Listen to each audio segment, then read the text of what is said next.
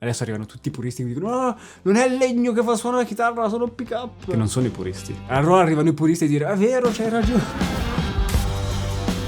Ciao chitarristi, io questo video questa volta lo voglio dedicare a me stesso di 14 anni in fissa totale con gli AC/DC. Avessi conosciuto quello che vi faccio vedere in questo video, ma diversi anni fa, sarebbe stato tutto diverso. Se questo video con alcune cosine anche un po' più personali vi piace, lasciate un bel like, fatemelo capire, iscrivetevi al canale e mandiamo insieme un bel grazie ai ragazzi di Musical Store 2005 che mi danno la possibilità di raccontare tutte queste cose mie così voi potete prendermi in giro. Partiamo da un po' più indietro. Non vi dico l'anno perché dovete indovinare quanti anni ho, sennò poi è troppo facile tutto e ok. Allora, seconda media, insegnante d'inglese entra in classe e ci fa vedere il film di School of Rock in lingua originale con i sottotitoli e io vado fuori di testa completamente. Avevo già iniziato a suonare, o meglio, studiare più che suonare, perché per i primi anni non è stata così semplice, poi magari in un video dedicato vi racconto tutto. In quel periodo avevo già la mia prima chitarra elettrica, vedo quel film e scatta l'amore totale. Tutto per una scena molto particolare e specifica. Avete presente la scena finale del film, no? Tutti in casa di Jack Black suonano It's a Long Way to the Top degli AC/DC e il ragazzino sta suonando la chitarra, ha una bella Les Paul, se la gode tantissimo e suona strabene. Quella scena lì,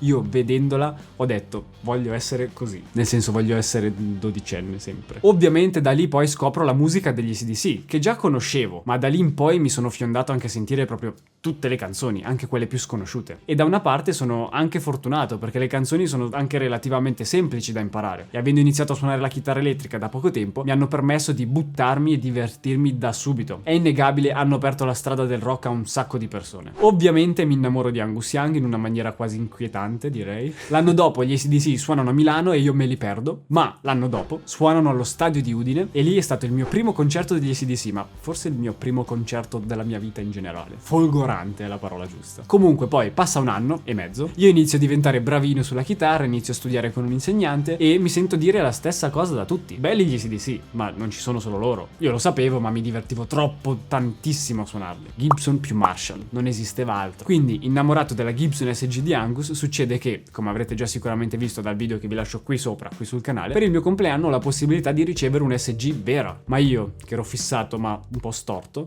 evidentemente, volevo sì l'SG, ma la volevo nera, perché Angus Young in quegli anni girava con la sua chitarra principale che era un SG nera con il battipenna piccolo. Tutto bene, arrivo al negozio, la chitarra c'è ma non nera e io mi rifiuto categoricamente di volerla. Pensate quanto ero stupido. C'erano anche diverse alternative di cui vi parlerò più avanti qui sul canale perché finalmente ho la possibilità di provarle di nuovo, ma comunque alla fine cado su una Epiphone SG G310, una G in più, nera, nerissima ed ero contentissimo, penso il ragazzino più felice del mondo. Insieme mi sono portato anche a casa quel bel mobile che vedete qui dietro della Marshall. Insomma, in quel momento per me era il massimo. Il resto di quella chitarra la trovate nel video qui sopra. Magari un giorno ci mettiamo le mani, la facciamo anche diventare seria. Ma se vi siete accorti, io vi ho parlato di AC/DC, Gibson, Marshall, un sacco di cose interessanti, ma non ho parlato della cosa più importante degli AC/DC. E questa è la dimostrazione di come la maggior parte delle persone, me compreso, sia caduta nello stesso tranello in cui sono caduto anch'io, ovvero AC/DC Angus Young, che va benissimo però c'è da riconoscere anche un'altra persona, ovvero il fratello Malcolm Young, che come dettaglio poco importante, no, tipo tanto così, è la base su cui tutta la band resta stabile, sia in fase di scrittura, di arrangiamento, di suono e di esecuzione, cioè praticamente tutto, e tutti vedono solo Angus. Togli lui e la band rischia il crollo, cosa che poi alla fine è successa, sarebbe potuta succedere. In passato il nipote Stevie Young ha preso il suo posto con la sua stessa identica attrezzatura, ha imparato lo stesso identico modo di suonare di Malcolm e lo stesso Stevie Young ha preso poi il suo posto in maniera definitiva quando Malcolm si è ritirato dalle scene a causa della sua malattia. Comunque, dicevo che questo video lo dedico a me stesso di quel periodo per fargli capire l'importanza di Malcolm all'interno della band e che quel risultato si può ottenere senza spendere i miliardi che si vedevano, che ti chiedevano per una Gibson SG qualsiasi, che ti chiedono. Malcolm ha sempre suonato chitarre del marchio Gretsch. Lo vediamo nel video di Back in Black con una White Falcon gigante che non vedo l'ora di provare e poi si è stabilizzato con la sua double cut iconica senza i pick up tranne quello al ponte, che è ancora la chitarra di riferimento all'interno della band. Bellissima, ma quella chitarra ha un problema enorme, costa 3.000 euro ma per fortuna ci sono io insieme ai ragazzi di Musical Store 2005 e vi abbiamo risolto tutti i problemi. Vado a risolvervi i problemi.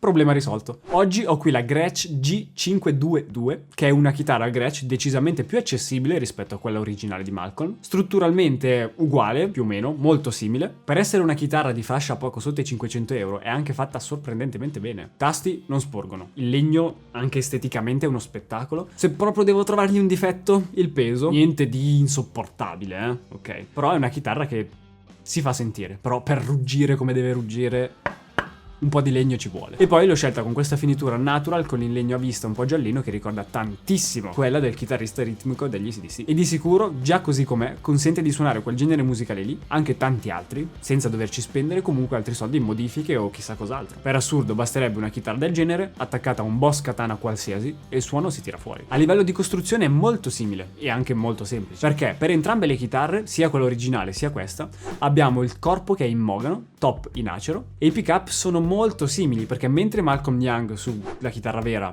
ha montato un pickup TV Jones Powertron al ponte, e gli altri due sono stati rimossi da Malcolm per delle motivazioni che poi vi dico. Su questa più economica G5222 abbiamo due Broadtron, che sono dei pickup molto in stile Filtertron, o comunque quella via di mezzo tipica delle chitarre Gretsch, per cui magari qualche sfumatura inevitabilmente sarà diversa, ma diciamo che il sound alla fine è quello. Ora, perché Malcolm ha tolto due pickup dalla sua chitarra? Ha tolto il pickup centrale e il pickup al manico dalla sua Gretsch perché, come sappiamo, i pickup sono dei magneti e hanno una forza di attrazione verso le corde. Senza quei pickup le corde hanno meno resistenza, perché c'è solo un pickup a fare quella resistenza con il campo magnetico, e quindi sono più libere di vibrare. In più mettiamoci che Malcolm suonava delle corde molto spesse rispetto alle corde standard, e questo dava tantissima inerzia, un'inerzia incredibile alle corde, che comunque risulta essere uno degli elementi distintivi del sound della band. Senza quelle cose è molto più difficile ricreare il sound degli AC/DC. Ora, io vorrei tantissimo togliere il pickup al manico da questa Gretsch, però non penso di poterlo fare, sennò i ragazzi di Musical Store 2005 mi picchiano. Ma comunque, anche tenendo il pickup, la resa è veramente molto simile. Anche il manico è molto simile tra le due chitarre, infatti su entrambe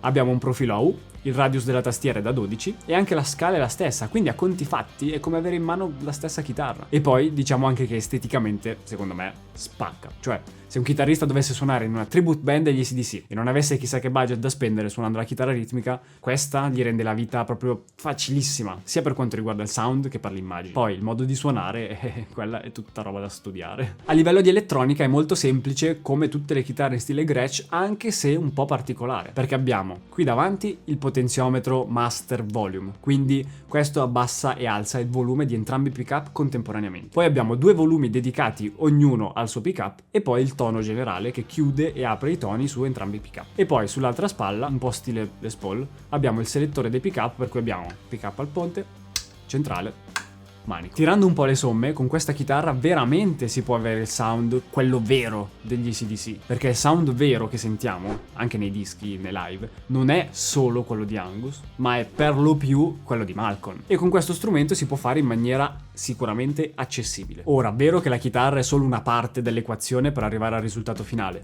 però, ipotizzo, con meno di 500 euro la chitarra, una pedaliera, un plugin, un modeler che simuli una plexi qualsiasi, anche economico, ok? E abbiamo fatto, perché il sound di Malcolm non è niente di esageratamente complesso. Alla fine è chitarra, amplificatore. Se volete scoprire tutto quello che c'è da scoprire su questa chitarra, anche se ormai sapete già tutto perché avete visto il video, cliccate il link qui sotto in descrizione, così andate sul sito di Musical Store 2005 e vedete tutto. Potete anche confrontarla con altri modelli di Gretsch, o magari la trovate di un colore diverso che vi piace di più. Comunque date un'occhiata lì, guardate un po' sotto, adesso ascoltate bene la chitarra e fatemi sapere qui sotto nei commenti, mentre vi iscrivete e mentre ascoltate, se questa chitarra secondo voi alla fine ce la fa veramente a fare quel sound lì, quel suono. Ovviamente vi suono gli AC/DC, ma anche qualcos'altro, giusto per farvi capire che comunque è una chitarra versatile. Ciao!